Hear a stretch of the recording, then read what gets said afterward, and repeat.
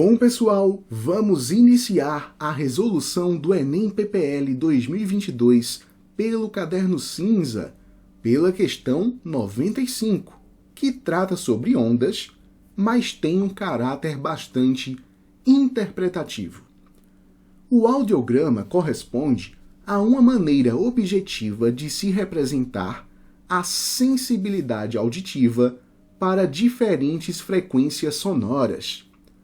Lembre-se que nós, seres humanos, estamos evolutivamente adaptados a percebermos frequências sonoras de 20 a 20 mil Hz. Quanto mais próximas de 20 Hz, nós temos as frequências sonoras baixas, consideradas graves. Por outro lado, quanto mais próximas de 20 mil Hz, nós temos as frequências sonoras altas e, portanto, mais agudas. O audiograma, a grosso modo, consiste em colocarmos fones de ouvido numa pessoa que será examinada e esses fones receberão vários sons, apitos geralmente. E esses apitos possuem diferentes frequências sonoras. Assim, o examinador do audiograma conseguirá identificar quais são os sons que o detector consegue perceber e quais são os sons que ele não percebe de maneira alguma. Assim, nós temos um diagnóstico de quais são as frequências sonoras que aquele detector consegue identificar nesse espectro de 20 a 20 mil Hz.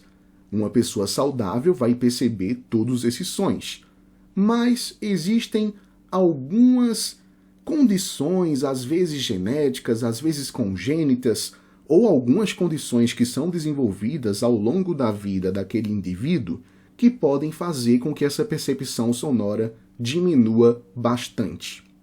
Hoje, enfrentamos inclusive um caso sério com a juventude por conta do uso excessivo de fones de ouvido, né? E as células auditivas dos jovens estão cada vez mais prejudicadas.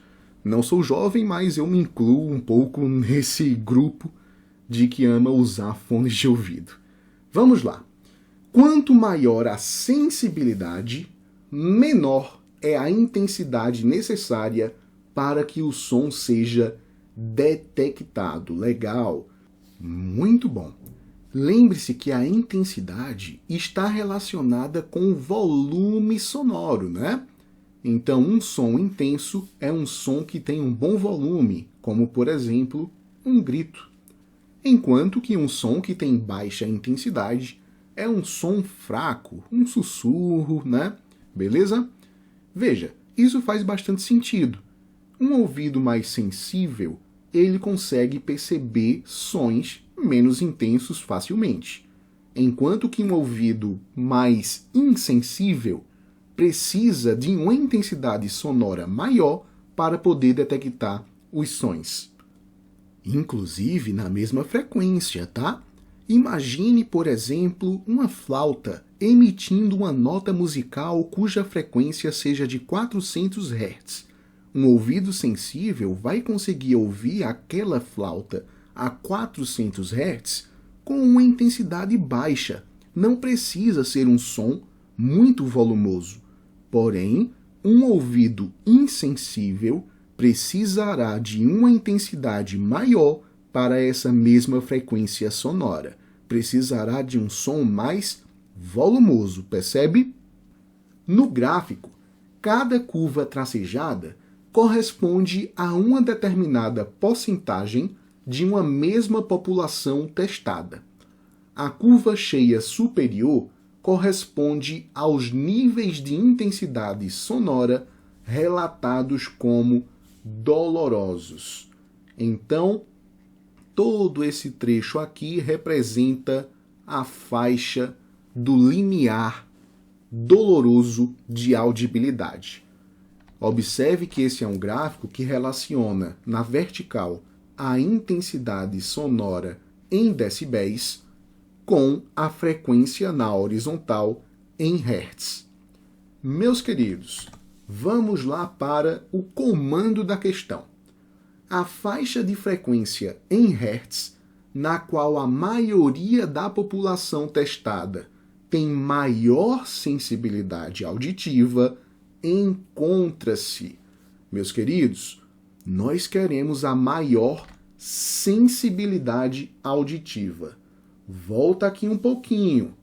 Quanto maior a sensibilidade, menor é a intensidade necessária para que o som seja detectado. Onde é que nós temos a menor intensidade sonora? Ora, é nesse trechinho daqui. Nessa menor intensidade sonora percebida, nós temos a compreensão de que a sensibilidade foi alta. Então, nós temos aqui o trecho de 2.000 a 4.000 Hz.